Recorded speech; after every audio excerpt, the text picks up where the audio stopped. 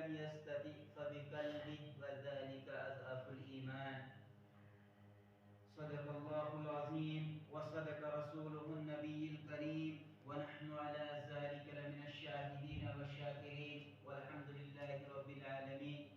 محترم قابل قدر ذی وقار امام جامعہ اور معزز بزرگان دین نوجوانان اسلام، السلام علیکم ورحمۃ اللہ وبرکاتہ. محترم، ابھی میں نے آپ حضرات کے سامنے کلام مجید کی ایک آیت کریمہ پیش کی. اس کے بارے میں چند عرض گزارش میں کرنا چاہتا ہوں.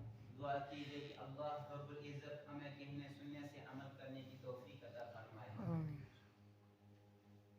سامعین کرام، میں آپ حضرات کے سامنے انجمن اتحاد اسلامیہ جموں کشمیر کے پلیٹ فارم کے تحت آپ کے سامنے یہ بات رکھنا چاہتا ہوں کہ پیارے حبیب صلی اللہ علیہ وسلم نے جو دستور ہمارے لیے لایا ہے، جو طریقہ ہمارے لیے لایا ہے، اسی طریقے میں ہمارے لیے کامیابی ہے.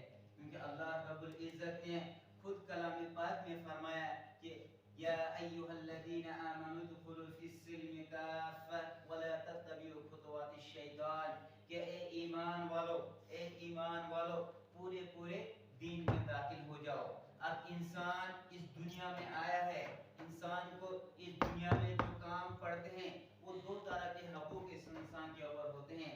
ایک طرح کے حقوق وہ ہیں جن کا تعلق اسے اللہ رب العزت سے پڑتا ہے، اور دوسرے حقوق جو ہیں وہ اپنے معاشرے کے ساتھ پڑھتے ہیں، اپنی برادری کے ساتھ پڑھتے ہیں، اپنے پڑوس میں رہنے والے جو لوگ ہیں ان کے ساتھ کچھ حقوق ہیں. کچھ حقوق تو اللہ رب العزت کی، جیسے ہم نماز پڑھتے ہیں، تلاوت کلام پاک کرتے ہیں، حج کرتے ہیں، عمرہ کرتے ہیں، بہت ساری عبادات ہیں کہ ہر ایک جانتا ہے کہ اللہ کے احکام ہیں. کچھ عبادات ایسے عبادات ہیں جو اللہ رب العزت کے ساتھ منسلک ہیں، جن کا حساب و کتاب، جن کا لینا دینا ہمارے اللہ رب العزت کے ساتھ ہے. لیکن حدیث پاک میں پیارے حبیب صلی اللہ علیہ وسلم نے فرمایا لا یشکر اللہ من لا یشکر الناس، کہ انسان کتنی ہی عبادت کرے جب تک اسے اپنا پڑوسی، جب تک اسے اپنا ساتھی، اپنا بھائی اسے خوش نہیں ہوئے، اس کی عبادت کسی کام کے لائق نہیں. فرماتے ہیں حدیث پاک میں آتا ہے کہ پیارے حبیب جب دو بندے آپس میں ملتے ہیں تو وہ سلام کرتے ہیں السلام علیکم ورحمۃ اللہ وبرکاتہ. ایک چھوٹا سا کام ہے، ایک چھوٹا سا عمل ہے، لیکن اس بندے کو کتنی نیکیاں ملتی ہیں.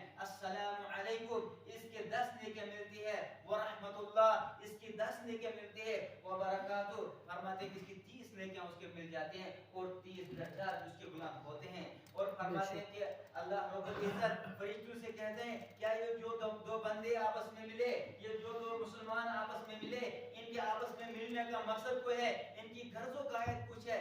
کہتے ہیں کہ نہیں یا الہی یہ صرف آپ کی رضا کے لیے ملے. تو اللہ رب العزت کہتا ہے کہ جانے کی مغفرت میں نے کر دی. کیا کتنا آسان ہے یہ ہمارا دین کہ اگر ہم اس دین پر اس طریقے سے عمل کریں جو طریقہ لے کر جناب محمد رسول اللہ صلی اللہ علیہ وسلم آئے، اگر اس طریقے کو ہم اپنائیں گے تو ہمارے لیے دنیا ہی جنت بن سکتی ہے. کیا ہمارے لیے دنیا ہی جنت بن سکتی ہے. کہ اس دنیا میں انسانوں کے اوپر آج پریشانیاں کیوں ہیں؟ انسان پیارے حبیب صلی اللہ علیہ وسلم فرمایا لا تحاسدوا ولا تباغضوا وكونوا عباد اللہ اخوانا، کہ انسانوں کہ آپس میں حسد نہ رکھو، آپس میں بغض نہ رکھو. لا تحاسدوا ولا تباغضوا وكونوا عباد اللہ اخوانا، کہ آپس میں بھائی بن کرو.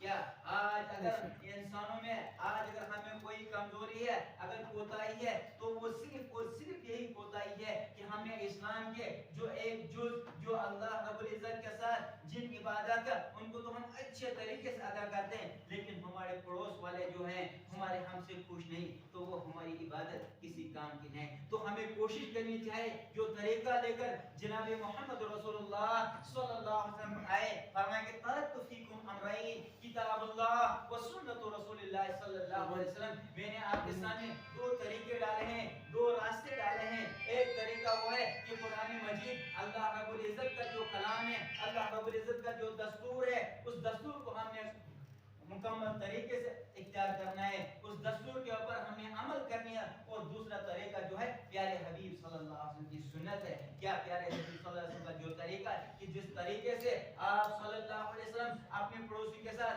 अपने छोटों के साथ, अपने बड़ों के साथ रहा करते हैं, उस तरीके के साथ अगर हम रहें तो ये दुनिया हमारे लिए कामयाबी का जरिया बन सकती है। मेरे प्यारों की कहते हैं कि हदीस पाक में आता प्यारे हबीब सल्लल्लाहु अलैहि वसल्लम ने फरमाया ला यरहमुल्लाह मन ला यरहमुन नास, और कहीं फरमाया कि लैसा मिन्ना मन लम यरहम सगीरना वलम युअक्किर कबीरना। फरमाते हैं कि वो हम में से नहीं है। क्या आप सल्लल्लाहु अलैहि वसल्लम का कहना है, आप सल्लल्लाहु अलैहि वसल्लम ने फरमाया लैसा मिन्ना मन लम यरहम सगीरना, लैसा मिन्ना मन लम यरहम सगीरना वलम युअक्किर कबीरना। वो शख्स हम में से नहीं है, वो शख्स हम में से नहीं है जो छोटों पर शफकत न करे। क्या वो शख्स हम में से नहीं, प्यारे हबीब सल्लल्लाहु अलैहि वसल्लम ने फरमाया वो शख्स हम में से नहीं जो छोटों पर शफकत न करे। तो हमें भी चाहिए कि इस दस्तूर को, इस तरीके को, इस हुक्म को अमल करते हुए हमें चाहिए कि हमसे जो छोटे हैं, चाहे उम्र के एतबार से छोटे हैं या ताकत के एतबार से हमसे छोटे हैं या दर्जे के एतबार से हमसे छोटे हैं, उनसे हमें चाहे शफकत करनी चाहिए। क्या प्यारे है दूसरा जो फरमाया कि लैसा मिन्ना वलम यरहम सगीरना। अब छोटों के ऊपर क्या है, शफकत करनी चाहिए। तो हमारे जो बुजुर्ग हैं फरमाया वलम युअक्किर कबीरना, और वो भी हम में से नहीं जो हमारे बुजुर्गों का एहतराम न करे। तो हमें चाहे जो हमारे बुजुर्ग हैं क्या हमें उनकी कदर करनी चाहिए, हमें उनकी अज़मत करनी चाहिए, हमें उनका इकराम करना चाहिए। फरमाते हैं इकराम ही एक ऐसी चीज है जब इंसान किसी इंसान की रिस्पेक्ट करता है, किसी इंसान को इज्जत देता है तो अल्लाह रब्बुल इज्जत उस बंदे को इज्जत देता है। हर एक चाहता है कि मेरी इज्जत होनी चाहिए और दुनिया में भी इज्जत होनी चाहिए और आखिरत में भी इज्जत होनी चाहिए। तो इसके लिए यही तरीका है कि आप गिव रिस्पेक्ट टेक रिस्पेक्ट, आप इज्जत दो और इज्जत लो। और इज्जत किसे हमें देनी, हमारे जो बुजुर्ग हैं, हमारे कौम के जो बड़े हैं, हमारे कौम में जो बुजुर्ग हैं, हमें उनकी इज्जत करनी चाहिए। क्योंकि जब हम उनकी इज्जत करेंगे तो जो हमारे छोटे होंगे वो ऑटोमेटिकली हमारी इज्जत करेंगे। कहते हैं कि जब बंदा अपने बड़ों की इज्जत करता है तो अल्लाह रब्बुल इज्जत ऐसे लोगों को पैदा करेगा जो आपकी इज्जत करेगा। और अगर हम इसके बरखिलाफ अगर हम उनकी इज्जत नहीं करेंगे तो अल्लाह रब्बुल इज्जत की ऐसी ही कौम पैदा करेगी जो हमारी बेइज्जती करेगी। तो हमें खुद अपने आप तक है ये यहाँ अगर हम इस समाज में, इस दुनिया में हम चाहते हैं कि हम इज्जत के साथ जिएं, हम आराम के साथ जिएं, हम चैन के साथ जिएं, तो हमारे लिए यही है कि हम अपने बुजुर्गों का एहतराम करें, हम अपने आइम्मा इकराम का एहतराम करें, जितने भी हमारे अड़ोस पड़ोस के रहने वाले हैं हम उनका एहतराम करें। तो अल्लाह रब्बुल इज्जत ऐसे ही फैसले फरमाएगा कि जो हमसे छोटे होंगे वो ऑटोमेटिकली हमारी इज्जत करेंगे, वो हमारी तकरीम करेंगे। तो हमें भी चाहे तो प्यारे हैं सल्लल्लाहु फरमाया ला यरहमुल्लाह मन ला यरहमुन नास, कि जो छोटे तबके के लोग हैं, जो कमतर लोग हैं, जो मतलब बेबस है, बेसहारे हैं, अगर उन पर कोई रहम नहीं करता तो आसमान वाला अर्श वाला तुम पर रहम नहीं, अल्लाह हमारी हिफाजत फरमाए। तो हमें भी चाहे कि हम अपने जो हमसे जो छोटे दर्जे के हैं हमें उनके साथ शफकत करनी चाहिए ताकि अल्लाह रब्बुल इज्जत हमें भी अपने रहम करम से नवाज दे, कि अल्लाह रब्बुल इज्जत हमें भी अपने रहम करम से नवाज दे। इसलिए फरमाया या अय्युहल्लज़ीना आमनू दुखुलू फिस्सिल्मि काफ़ा वला तत्तबिउ खुतुवातिश शयातीन, कि इंसान जब तक दुनिया में रहे तो तब तक आप सिर्फ उस तरीके को इख्तियार करो जो तरीका लेकर अल्लाह रब्बुल इज्जत ने भेजा है। जैसे कुरान पाक में फरमाया वल अस्री Halfway there, you're getting better. इल्लल्लज़ीना आमनू व अमीलुस सालिहात व तवासौ बिल हक़ व तवासौ बिस सब्र, कि इंसान कसम है ज़माने की, इंसान घाटे में, इंसान खसारे में, इंसान नुकसान में। फरमाते क्या नुकसान है इस इंसान के लिए, कि वल अस्री इन्नल इंसान लफी खुस्र इल्ला अल्लज़ीना आमनू। तो इस वक्त के कसम खाने की जरूरत क्या है कि यही वक्त है, इसी वक्त के अंदर ये इंसान अपना कुछ कमाता है। कहते हैं कि जैसे ये इंसान इस दुनिया के अंदर आता है, जब इस इंसान को अल्लाह रब्बुल इज्जत ने जो जिंदगी दी है वो उसकी मिसाल उलमा इकराम उस बर्फ के बेचने वाले की जैसी पेश करते हैं। फरमाते कि जैसे एक बर्फ का बेचने वाला निकलता है, इसी तरीके से जब वो उसका ख्याल नहीं करता, जो पैसा उसने उसके ऊपर लगाया होता है, जब उसका वो पिघल जाता है वो है तो उसने अपना जो माल लगाया था वो भी ज़ाया हो जाता है। तो इसी तरीके से इंसान को अल्लाह रब्बुल इज्जत ने वक्त दिया है, तो वक्त की कदर कीजिए। क्या वक्त है एक ऐसा चीज الوقت اسمن من الذهب والفضة, جو وقت ہے یہ سونا اور چاندی سے بھی زیادہ قیمتی ہے. اب انسان کے اوپر اللہ رب العزت نے دو نعمتیں عطا فرمائی ہے, النعمت الصحت والفراغ, یہ ایک صحت ہے ایک اور فرصت ہے. تو ہمیں چاہے اللہ رب العزت کے جو احکام ہیں اس انسان کے اوپر ایسے برستے ہیں جیسے آسمان سے بارش برستے, اسی طریقے سے اللہ رب العزت کے احکام ان بندوں کے اوپر بھی برستے ہیں. تو ہمیں ان کی قدر کرنی چاہیے, ہمیں وہ پہچاننا چاہیے کہ اللہ رب العزت کا مجھ سے کیا منشا ہے, کہ میں اس وقت اللہ رب العزت مجھ سے کیا چاہتا ہے. تو والعصر ان الانسان لفی خسر الا الذین آمنوا, کہ کہتے ہیں کہ صرف وہ لوگ گھاٹے میں نہیں جائیں جو ایمان لائے, الا الذین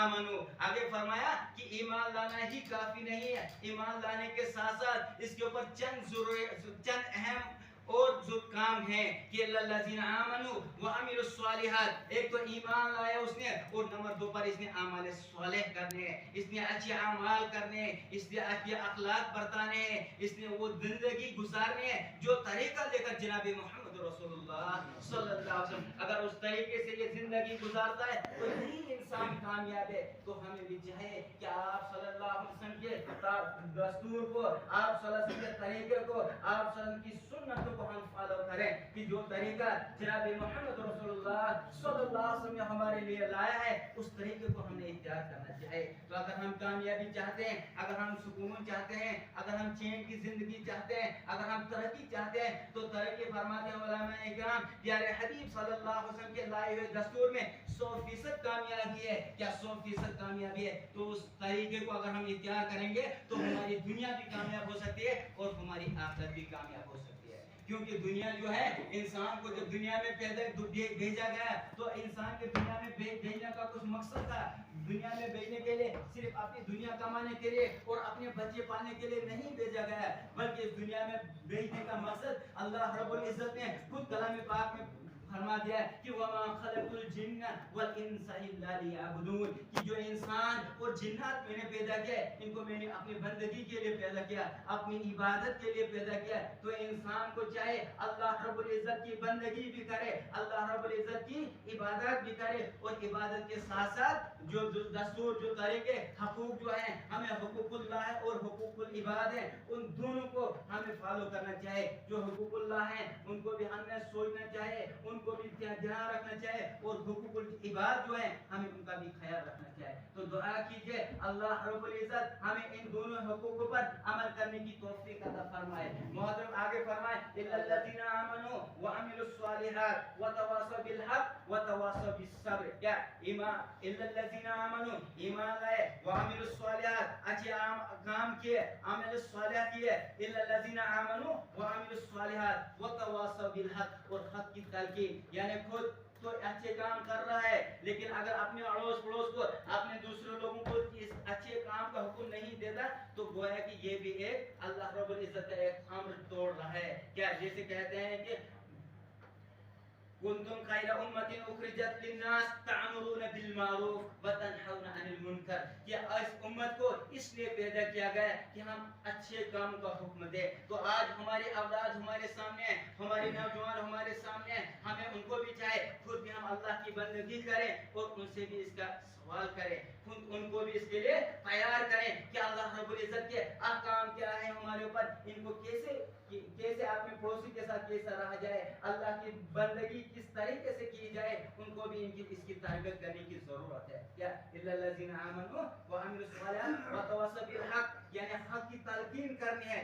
وتواصوا بالحق وتواصوا بالصبر, اور اس کے ساتھ ساتھ انسان کو کچھ سننے کے لیے بھی پڑھیں گے. کیا بہت سارے لوگ ایسے بھی ہوتے ہیں, اللہ ہماری حفاظت فرمائے, کہ اگر کچھ کہے تو اس کے اوپر ہمیں صبر کرنے کی بھی ضرورت ہے. یعنی اگر ہم حق بات کہیں گے تو حق بات کے ساتھ ساتھ, جیسے کہتے ہیں کہ علی شاہ گیلانی رحمۃ اللہ علیہ فرماتے ہیں کہ اگر دنیا میں آپ نے دشمن پیدا کرنے ہو, اس کے لیے لڑائی کافی کرنا نہیں ہے, بلکہ صرف حق بات بولو. کیا حق بات بولو تو کیا ہوتا ہے, دشمن پیدا ہوتے ہیں. تو جب انسان کسی کو اللہ رب العزت کی بندگی کی طرف کہے, جب اگر اپنا باپ ہی اپنے بیٹے سے کہتا ہے کہ بیٹا اٹھ نماز پڑھ, تو بیٹے کو صبح نیند ہوتی ہے, وہ उससे नाराज होता है कि मुझे इस वक्त सोने का वक्त था, मुझे इस वक्त हराम का वक्त था, लेकिन मेरा बाप ऐसा जालिम है, मुझे बहुत जल्दी उठाता नहीं से, तो बेटा ही नाराज हो जाता है। तो हमें चाहे कि हक बात की ताकीद अपने बच्चों को भी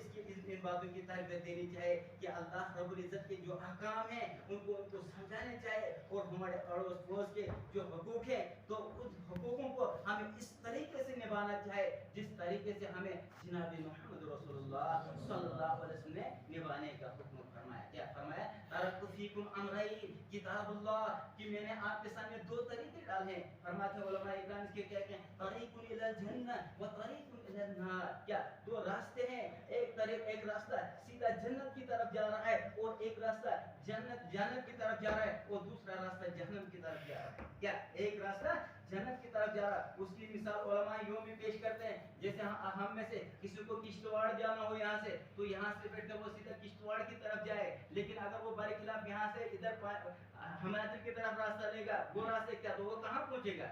हिमाचल वाला रास्ता इख्तियार करे तो वहीं पहुंचेगा, और किश्तवाड़ वाला रास्ता इख्तियार करेगा वो किश्तवाड़ में पहुंचेगा। तो इसी तरीके से प्यारे हबीब सल्लल्लाहु अलैहि वसल्लम फरमाए कि आपके लिए आपके सामने भी दो रास्ते हैं, एक रास्ता जो आपको जन्नत की तरफ लेके जा रहा है, तो वो तरीका है जो जनाब मोहम्मद रसूलुल्लाह सल्लल्लाहु अलैहि वसल्लम देखे गए, और दूसरा तरीका वो तरीका है जो शैतान ने हमारे सामने मतलब मुज़य्यन किया है, वो हमें बहुत आसान लगता है, उस रास्ते में हमें चलना आसान लगता है, लेकिन उस रास्ते वो रास्ता हमें कहाँ लेके जाएगा? वो हमें जहन्नम की तरफ लेके जाए। तो अल्लाह हमारी हिफाजत फरमाए। हमने अगर वो रास्ता इख्तियार किया जो तरीका हमें जनाब मोहम्मद रसूलुल्लाह सल्लल्लाहु अलैहि वसल्लम फरमाए, तो हम कहाँ पहुंचेंगे?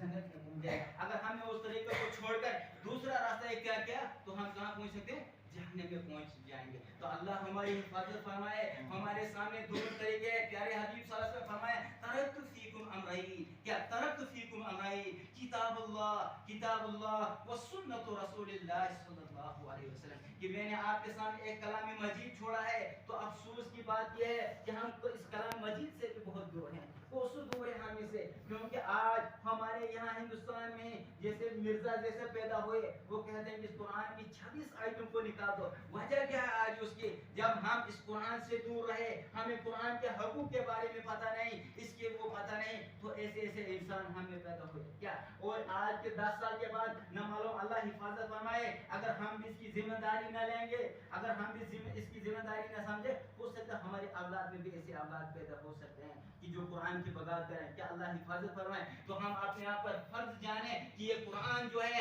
हमें इसको इख्तियार करना चाहिए, और अपने बच्चों को भी हमें तालीम देना चाहिए। जैसे हम दुनियावी सब्जेक्ट के अंदर 1,000 रुपये फीस देकर हम अपने बच्चों को मैथ पढ़ाते हैं, अपने बच्चों को साइंस पढ़ाते हैं, बहुत अच्छी बात है, लेकिन हमें उस मैथ और साइंस का जितना दर्जा कम से कम उतना दर्जा अगर हम कुरान को भी देंगे, जहाँ हम साइंस टीचर को 1,000 रुपए देते हैं एक सब्जेक्ट का, या किसी को 1500 देते हैं, अगर हम इमाम साहब से भी ये कहें कि इमाम साहब हमारे बच्चे को तजवीद के बारे में भी जानकारी होनी चाहिए, हमारे बच्चे को मसाइल के बारे में भी जानकारी होनी चाहिए, हमारे बच्चे को माँ बाप के हुकूक के बारे में भी जान पहचान होनी चाहिए, लेकिन बदकिस्मती की मकाम यही है, हम कुरान को टेंटेटिव पढ़ते हैं कि इमाम साहब को कहते हैं मौलाना साहब हमारे बच्चे को भी कभी कभी पढ़ा दिया करो, लेकिन हम उस तरीके से जिम्मेदारी नहीं लेते। हमें चाहे कि जिस तरीके से हम ये चाहते कि हमारा बच्चा डॉक्टर बने, हमारा बच्चा इंजीनियर बने, तो हम उसके उस्ताद से पूरी जिम्मेदारी लेते हैं कि डॉक्टर साहब हमारा बच्चा जो है इसको हर एक टेस्ट भी आना चाहिए, ये आपकी जिम्मेदारी, मैं आपको खुश करूंगा। तो हमें चाहे इसी तरीके से हम भी इमाम साहब से कहें कि इमाम साहब ये हमारा बच्चा है, इसको तजवीद भी आनी चाहिए, इसको कुरानी मसाइल भी आने चाहिए, इसको रमजान की जरूरत है रमजानी मसाइल भी आने चाहिए, इसको हर एक इस्लामी मसाइल से वाकिफ कराए, तो मैं भी आपको खुश करूंगा। तो अल्लाह रब्बुल इज्जत हमें भी खुश करेंगे। लेकिन बदकिस्मती का मकाम यह है, हम उसको क्या पढ़ते हैं, बस थोड़ा इसको पढ़ना आना चाहिए, बस वो ही काफी है। इसी वजह से हम इस इस्लाम से दूर हो गए। हम क्या होता है, हमारा कोई इंतकाल होता है, कोई परेशानी होती है, वहां जाकर हम खत्म यासीन पढ़ते हैं या कुरान शरीफ पढ़ते हैं इस साले सवाब के लिए, सिर्फ उसके लिए नहीं, बल्कि इमाम साहब से ये कहे कि इसके अंदर जो दस्तूर है, इसके अंदर जो तरीका है, हमारे बच्चों को वो दस्तूर सिखा दीजिए कि इसको अपने बाप के साथ कैसे जिंदगी गुजारनी है, इस बच्चे को अपनी माँ के साथ कैसे जिंदगी गुजारनी है, इस बच्चे को अपनी पड़ोसी के साथ कैसे जिंदगी गुजारनी है। अगर हमने इमाम साहब से ये कहा कि हमारे बच्चों को इस तरीके से इस कुरान को کو سمجھا دیجئے. تو پیارے حبیب صلی اللہ علیہ وسلم نے فرمایا جو باپ ہے یہ باپ جنت کا دروازہ ہے اور جو ماں ہے اس کے پاؤں تلے جنت ہے. لیکن بدقسمتی کا مقام یہ ہے ہمارے بچوں کو وہ بھی پتہ نہیں ہے. کیوں پتہ نہیں ہے؟ اس کی ذمہ داری کس کا ہے؟ اس کا مجرم کون ہے؟ اس کا مجرم آج معاشرے کا جو بڑا آدمی ہے وہی ہے. کیونکہ جب ہم اپنے بچے کو ڈاکٹر بنانا چاہتے ہیں وہ ہم ہر ایک چیز کے لیے تیار کرتے ہیں, ہر ایک چیز ہم وہاں لاتے ہیں. لیکن بدقسمتی کا اگر یہ ہے ہمارے لیے بدقسمتی صرف یہ کہ ہم نے امام صاحب سے کبھی یہ نہیں کہا کہ ہمارے بچوں کو قرآن کے مسائل نہیں آتے, ہمارے بچوں کو فرائض کے بارے میں پتہ نہیں, ہمارے بچوں کو واجبات کے بارے میں پتہ نہیں, ہمارے بچوں کو سنن کے بارے میں پتہ نہیں. یہ ہماری بدقسمتی ہے. تو دعا کیجئے اللہ رب العزت ہمیں کہنے سننے سے عمل کرنے کی توفیق عطا فرمائے اور اپنے بچوں کو اس طریقے سے قرآن پڑھائے کہ جس طریقے سے یہ قرآن نازل ہوا. کیا اس امام صاحب سے ہمارے کیا جیسے ہم سائنس پڑھانے والے کو ہم 1000 روپے 1500 روپے ٹیوشن فیس دیتے ہیں, اگر ہم امام صاحب کے لیے بھی کچھ تھوڑا 100-200 روپے بڑھا دیں گے کوئی کمی نہیں پڑے گی ہمارے خزانے میں. اللہ رب العزت ہی ہمیں دینے والا ہے. لیکن جب ہم اس قرآن کی عظمت کریں کیونکہ اللہ رب العزت نے خود اعلان کیا انا نحن نزلنا الذکر وانا له لحافظون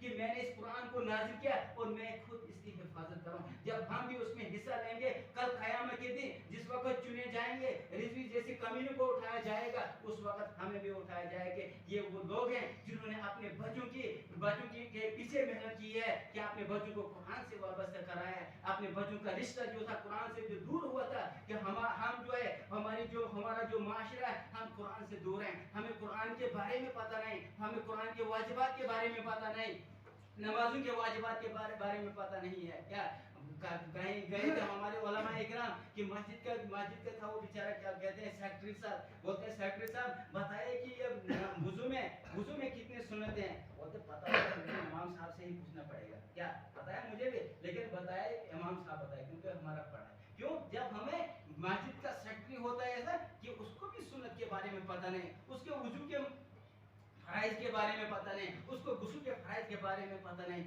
یہ اس سے بڑا ظلم کیا ہو سکتا ہے؟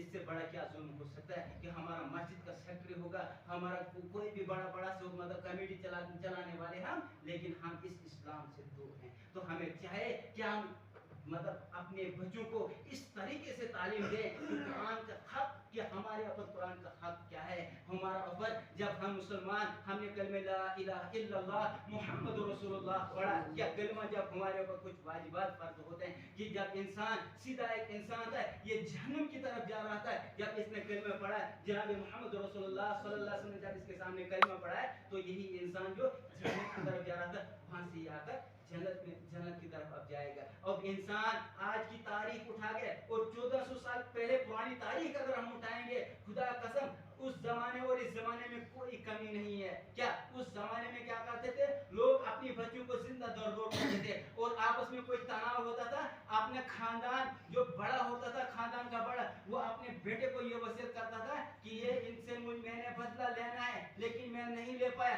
آگے بھی آپ اس کو بڑھاتے رہنا, اگر آپ سے نہیں ہو سکے گا اپنے بچوں کو یہ وصیت کرنا. لیکن پیارے حبیب صلی اللہ علیہ وسلم فرمایا لا یرحم اللہ من لا یرحم الناس. پیارے حبیب صلی اللہ علیہ وسلم جب آئے اس نے کہا نہیں آپس میں اتفاق رکھو, اتفاق میں طاقت ہے, اتفاق میں زندگی ہے اور نا اتفاقی کیا ہے وہ ایک موت ہے. تو ہم کہاں جانا چاہتے ہیں؟ اگر موت کی طرف جانا چاہتے ہیں تو ہم نا اتفاقی کو اختیار کریں, اگر ہم زندگی کو چاہتے ہیں اگر ہم جنت کو چاہتے ہیں تو ہمیں تو طریقہ جناب محمد رسول اللہ صلی اللہ علیہ وسلم کا اختیار کرنا چاہیے. تو دعا کیجئے اللہ رب العزت ہمیں کہنے سننے سے عمل کرنے کی توفیق عطا فرمائے اور ہمارے جتنے بھی مرحومین اس جماعت کے جتنے بھی مرحومین ہیں اللہ رب العزت ان کو جنت میں اعلیٰ مقام عطا فرمائے. اس بستی کے جتنے بھی بزرگ اس دنیا سے چلے گئے اس دار فانی سے دارالبقر کی طرف چلے گئے اللہ رب العزت ان کو جنت میں اعلیٰ مقام عطا فرمائے اور اللہ رب العزت ہمیں قرآن پر عمل کرنے کی توفیق عطا فرمائے. اور دعا کیجئے اللہ رب العزت تمام مسلمانوں کی حفاظت فرمائے, کورونا جیسے وبا سے تمام انسانوں کی حفاظت فرمائے, ہمارے اسٹیٹ کی حفاظت فرمائے, تمام مسلمان کی حفاظت فرمائے. وآخر دعوانا ان الحمد للہ رب العالمین.